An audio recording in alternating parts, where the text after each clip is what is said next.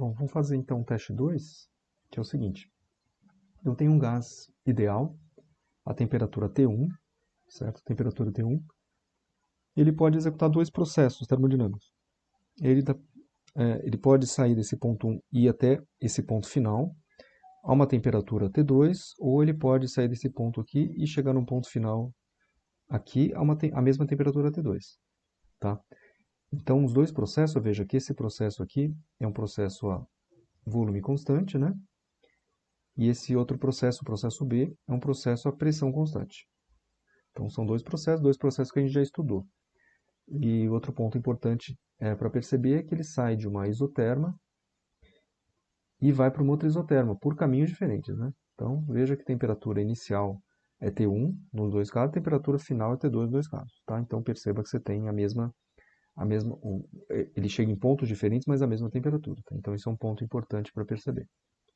Se o exercício tivesse perguntado sobre variação de energia interna, qual que é a variação da energia interna no processo A e no processo B, perceba que a energia interna ela depende só da temperatura para um gás ideal, né? Que seria aqui o N, né?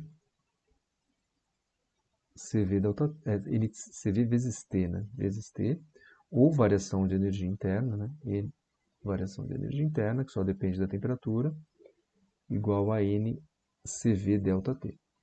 Tá? Então, se perguntasse sobre variação de energia interna, seriam iguais nos dois casos, tá? Tanto no processo A quanto no processo B. Só que não está perguntando sobre energia interna, está perguntando sobre variação de entropia. Tá? Então, o primeiro ponto é perceber isso aqui.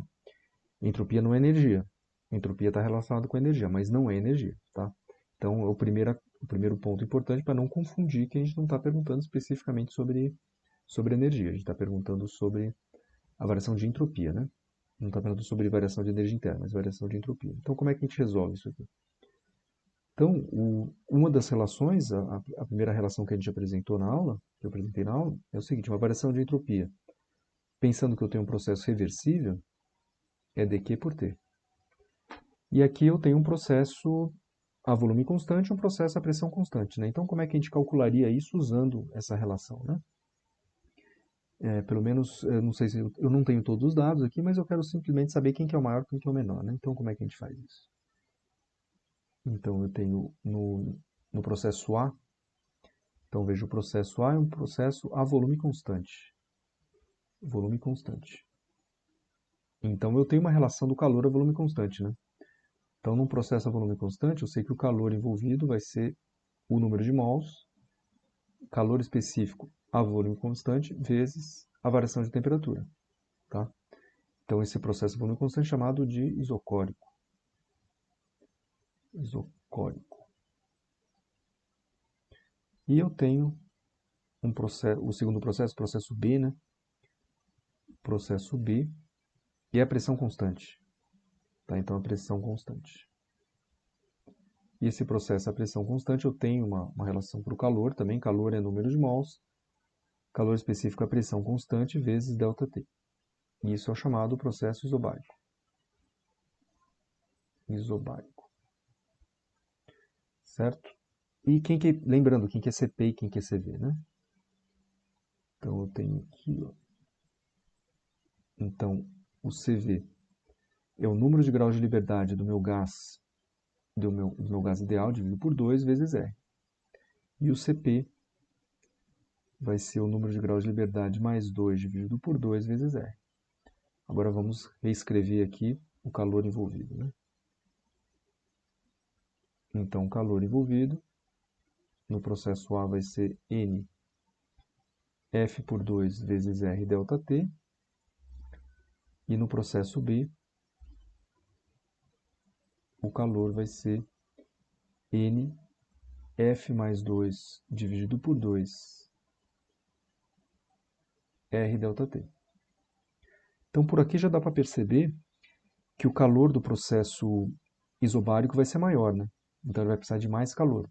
Vai precisar de mais calor para uma mesma variação de temperatura nos dois processos, né? Aqui vai precisar de mais calor, aqui vai precisar de menos calor para uma mesma variação de temperatura.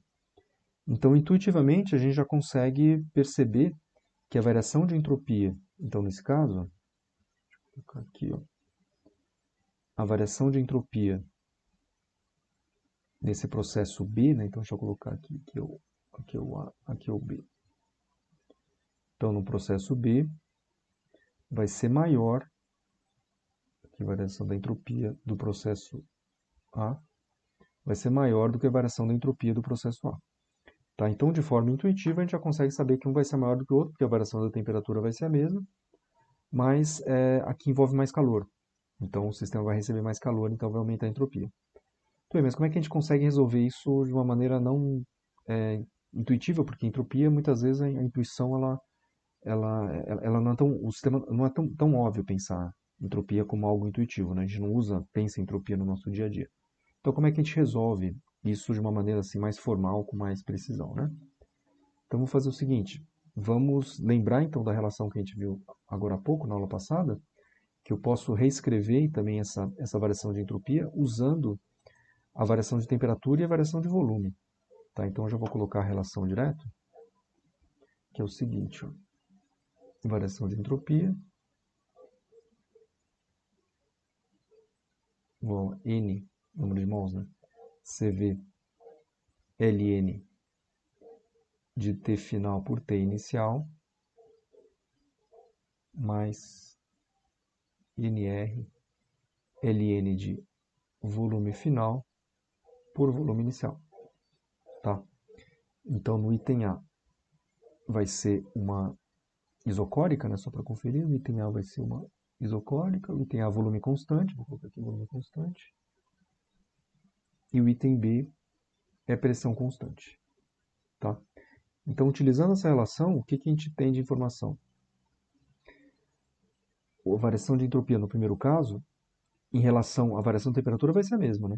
Então, eu tenho N CV ln de T2 por T1, que é exatamente igual nos dois processos. NCV ln de T2 por T1. Exatamente a mesma ideia. E o que diferencia efetivamente é o volume, né? A variação no volume nos dois casos. Então, mais N ln, eu vou colocar aqui, ó, volume inicial dividido por volume inicial. Tá? Então, volume inicial dividido por volume inicial. Exatamente, ele sai exatamente do mesmo aqui, R. Tá? Então, isso aqui vai me dar zero. Tá? ln de 1 é zero. E aqui eu tenho mais N, R, ln de... Vou colocar o V final por V inicial. E veja que o V final é maior que o V inicial, né? Então, isso aqui, ó, deixa eu só mostrar aqui. O volume final vai ser maior que o volume inicial. Então, esse aqui vai ser maior do que zero. Né? Então, vai ser maior do que zero. Então, se esses dois termos são idênticos e esse termo é positivo e esse é zero, significa que então, a variação de entropia de B é maior do que a variação de entropia de A. Tá? Então, aí fica um pouco mais claro, né, fazendo a conta efetivamente, se tiver os valores. Mesmo nesse caso, que a gente sabe, olha pelo gráfico, a gente consegue perceber, então, realmente que a variação de entropia no sistema B vai ser maior do que o sistema A.